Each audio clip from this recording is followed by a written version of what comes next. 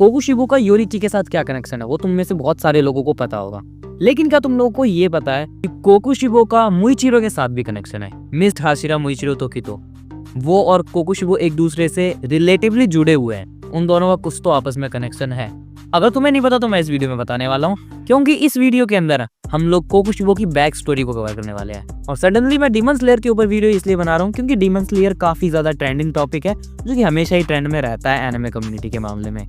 उसके ऊपर मैं वीडियोस बना लूँ, मुझे ऐसा लगता है कि व्यूज आ ही जाएंगे मेरे ऊपर। और वैसे भी अभी व्यूज की शॉर्टेज चल रही है, क्योंकि पिछले कुछ वीडियोस के ऊपर कुछ अच्छा रिस्पॉन्स था नहीं तुम लोगों का। मुझे ये उम्मीद तो नहीं थी तुम लोगों से बिल्कुल भी। वेल, ये पर्सनल बात थी, इसलिए इनको साइड में रखते हैं। इस वीडियो के अंदर हम लोग कोकुशिबो की पास्ट लाइफ के ऊपर बात करेंगे और थोड़ी बहुत उसकी पावर्स के ऊपर भी बात हो सकती है, क्योंकि कहीं कहीं कंपेयर करना पड़ सकता है उसको।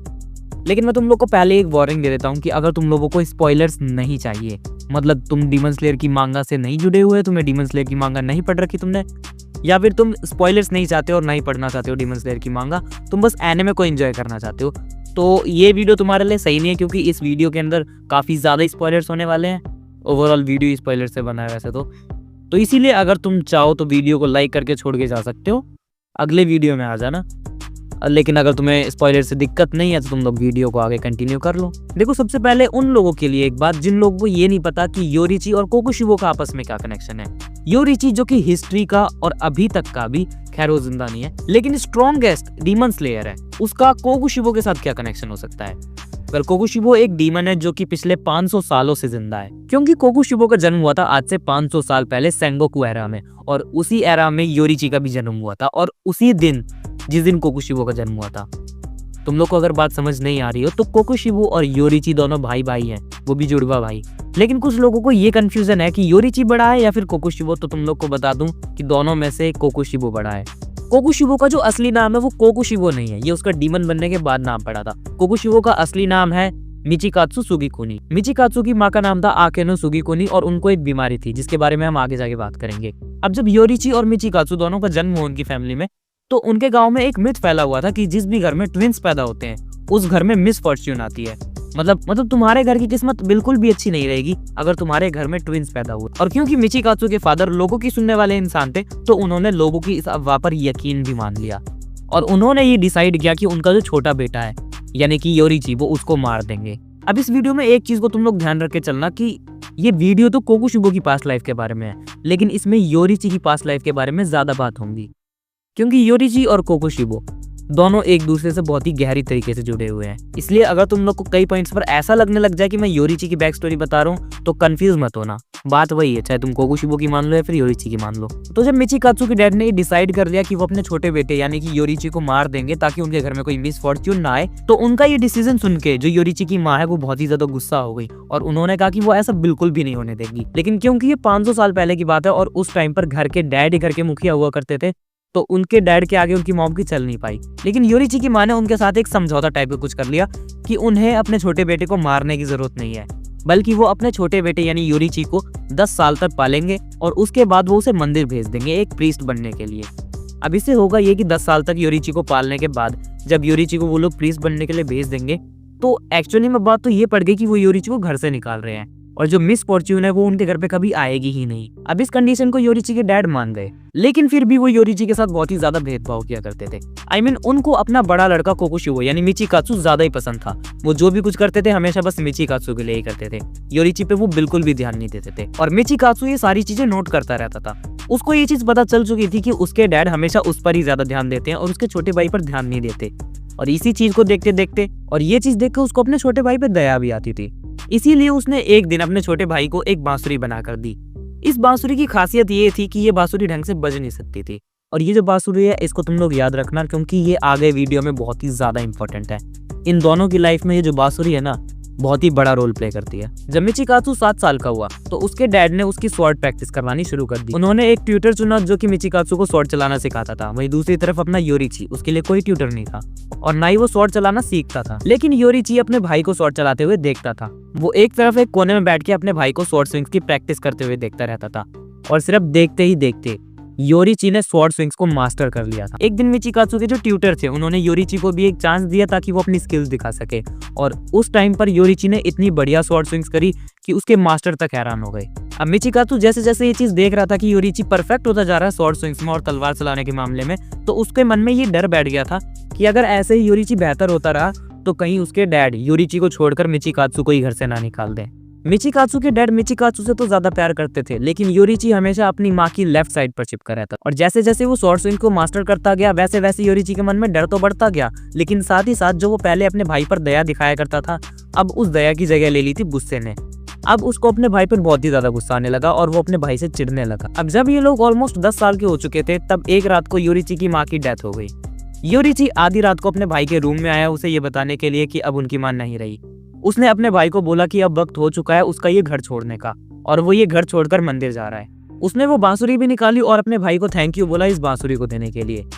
मिचिकात्सु इस चीज को देखकर बहुत ही ज्यादा इरिटेट हो गया कि कोई इंसान आखिर एक ऐसी बांसुरी को अपने साथ कैसे रख सकता है जो कि कभी ढंग से बजती भी नहीं है, और ऊपर से इतने टाइम तक उसको अपने पास एक खजाने की तरह रखना, ये तो पागलपन वाली बात है। जब योरिची घर छोड़कर चला गया तो मिचिकात्सु अपने माँ के कमरे में गया। वहाँ उसको एक डायरी मिली और जब उसने वो डायरी पढ़ी तब तो उस डायरी को पढ़कर मिचिकात्सु का अपने भाई के लिए गुस्सा बहुत ही ज्यादा बढ़ गया। एक्चुअली में उस डायरी में लिखा ये था कि योरिची को हमेशा से अपनी माँ की इलनेस के बारे में पता था। मतलब योरिची हमेशा से ये जानता था कि उसकी माँ को कोई बीमारी है और इसी बीमारी की वजह से उसकी माँ की मौत भी हुई थी। और तुम्हें याद है मैंने तुम्हें कहा था कि योरिची हमेशा अपनी माँ के लेफ्ट साइड से चिपका रहता था। वो इसलिए नहीं क्योंकि उसके डैड उससे ज्यादा प्यार नहीं करते थे इसलिए वो अपनी माँ के पास रहता था, वो इसलिए क्योंकि उनकी माँ को जो बीमारी है उस बीमारी की वजह से उनकी माँ की लेफ्ट साइड पूरी तरह से वीक हो रही थी और वो अपनी माँ को सहारा देने के लिए ही उनकी लेफ्ट साइड से चिपका रहता था। ये चीज पढ़कर मिचिकात्सु का गुस्सा इतना ज्यादा बढ़ गया कि वो अपने भाई के मरने की दुआ करने लगा था। अब इसके आगे तुम लोग आ जाओ 10 साल के बाद। 10 साल के बाद मिचिकात्सु ने अब एक लड़की से शादी कर ली थी और वो हंसी खुशी अपनी जिंदगी जी रहा था और अब वो एक सामुराई भी बन चुका था। लेकिन एक दिन जब मिचिकात्सु और उसकी पूरी फैमिली एक कैंप में थे तभी उस कैंप में किसी डीमन ने अटैक कर दिया। उस अटैक की वजह से मिचिकात्सु की पूरी फैमिली खत्म हो गई थी, सिर्फ वो अकेला ही बचा था। लेकिन वो बेचारा भी इस सिचुएशन में कुछ नहीं कर सकता था क्योंकि उस डीमन को मारने का तरीका मिचिकात्सु को नहीं पता था। लेकिन उसी पॉइंट पर एक ऐसा स्वॉर्ड्समैन आया जिसने उस डीमन को मार के मिचिकात्सु को बचा लिया। जब मिचिकात्सु ने ध्यान दिया तो ये स्वॉर्ड्समैन उसका भाई योरिची ही था। वो 10 साल बाद वापस आया था अपने भाई को बचाने के लिए। यहाँ पर मिचिकात्सु को पता चला कि उसका भाई योरिची अब एक डीमन स्लेयर बन चुका है और वो डीमन स्लेयर नाम की एक ऑर्गेनाइजेशन चला रहा है जहाँ पर वो लोग डीमंस को मारने का तरीका ढूंढते हैं। मतलब उनको डीमंस को मारने का तरीका पता है और वो डीमंस को मारते हैं, लोगों को बचाते हैं। अब जब मिचिकात्सु को ये चीज पता लगी कि उसका भाई योरिची कितना आगे बढ़ चुका है उससे और उसकी स्किल्स कितनी ज्यादा एडवांस हैं, तो उसको और ज्यादा जलन हुई अपने भाई से और उसने अपने भाई की बराबरी करने के लिए खुद डीमन स्लेयर्स को ज्वाइन कर लिया। डीमन स्लेयर ज्वाइन करने के बाद उसने अपने भाई से ऊपर निकलने की कोशिश की और वो हमेशा ट्रेनिंग करता रहता था। इसी ट्रेनिंग में उसने अपना डीमन स्लेयर मार्क भी अवेकन कर लिया था। लेकिन डीमन स्लेयर मार्क को अवेकन करने के बाद उसके सामने आई सबसे बड़ी चुनौती। डीमन स्लेयर मार्क जब उसने अवेकन कर लिया तब उसको पता चला कि ये डीमन स्लेयर मार्क एक्चुअली में एक कर्स मार्क है और जो भी इंसान इस मार्क को अवेक कर लेता है वो 25 साल की उम्र से पहले मर जाता है। मिचिकात्सु ये बात जानता था कि उसके भाई योरिची ने भी इस डीमन स्लेयर मार्क को अवेक कर रखा है, लेकिन फिर भी उसके अपने भाई को लेकर जलन इतनी ज्यादा थी कि वो मरना नहीं चाहता था। जब मिचिकात्सु को ये चीज पता चली कि इस कर्स मार्क की वजह से वो 25 साल की उम्र तक मर जाएगा तो वो बहुत ही ज्यादा परेशान हो गया, वो बहुत ही ज्यादा टेंशन में आ गया और अब बस उसको इस चक्कर से बाहर निकलने का तरीका चाहिए था। और इसी टाइम पर वो एक मोमेंट पर मिला मुजान की बुत्सुजी से और जिस मोमेंट पर वो मुजान से मिला तो इनकी कभी फाइट नहीं हुई। मुजान ने उसे एक डीमन बनने का ऑफर दिया और मिचिकात्सु ने वो डीमन बनने का ऑफर मान लिया। मुजान ने मिचिकात्सु को बता दिया था कि अगर वो एक डीमन बन गया तो वो कभी मरेगा ही नहीं, वो जब तक चाहे तब तक ट्रेनिंग कर सकता है और शायद ट्रेनिंग करने के बाद वो अपने भाई को भी पीछे छोड़ दे। अब क्योंकि वो 25 साल की उम्र से पहले तो मरने ही वाला था तो अपनी मौत के डर से और अपने भाई से आगे बढ़ने के चक्कर में उसने डीमन बनने का ऑफर एक्सेप्ट कर लिया और उसी दिन के बाद से मिचिकात्सु ने अपना नाम बदलकर रख लिया कोकुशिबो। कोकुशिबो मुजान की डीमन आर्मी में बहुत ही ज्यादा स्ट्रॉन्गेस्ट डीमन बना क्योंकि सबसे पहली बात तो वो खुद एक डीमन स्लेयर था और जब वो डीमन स्लेयर था तो उसने अपने भाई को काउंटर करने के लिए सन ब्रीदिंग का एक डेरिवेटिव बनाया, मून ब्रीदिंग। और वो इकलौता ऐसा डीमन है डीमन किंग तांजीरो को छोड़ के जिसको ब्रीदिंग स्टाइल आती है। अब तुम लोग सोच के देखो कि मिचिकात्सु डीमन बनने के बाद इतना ज्यादा पावरफुल बना कि उसको हराने के लिए 2 स्ट्रॉन्गेस्ट हाशिरा लगे। इनके अलावा भी एक हाशिरा और लगा जो कि उसी का डिसेंडेंट था, मतलब मुइचिरो तोकितो वो कोकुशिबो का ही एक डिसेंडेंट है। और इन 3 हाशिरास के अलावा भी एक बहुत ही बढ़िया लेवल का डीमन स्लेयर लगा जो था गेन्या शिनाजुगावा। और सब लोग जानते हैं कि गेन्या की पावर्स क्या है, वो किसी भी डीमन की एबिलिटीज को अडेप्ट कर सकता है। और जब ये चारों कोकुशिबो से फाइट कर रहे थे फाइनल बैटल में, तब गेन्या ने कोकुशिबो की जो डीमन एबिलिटीज है उनको अडेप्ट कर भी लिया था और गेन्या ने उसको बहुत ही बुरी तरीके से डैमेज भी दिया था। तुम लोग सोच के देखो कि इतने बेहतरीन 4 लोग जब कोकुशिबो से लड़े, तब भी इस फाइट में कोकुशिबो ने उन 4 में से 2 लोगों को मार दिया था और ग्योमी जो कि स्ट्रॉन्गेस्ट हाशिरा है इस एरा का, उसको बहुत ही बुरी तरीके से जख्मी कर दिया था। और ये बात तो तुम सबको ही पता होगी कि कोकुशिबो को गला काटने की वजह से तुम मार ही नहीं सकते। मतलब जो डीमन स्लेयर निचिरिन ब्लेड से डीमंस का गला काट के उन्हें मार देते हैं, ये जो रूल है वो कोकुशिबो पे अप्लाई ही नहीं करता, क्योंकि फाइनल बैटल में कोकुशिबो का गला 2 बार काट दिया गया था और उसने दोनों ही बार अपने गले को रीजनरेट कर लिया था।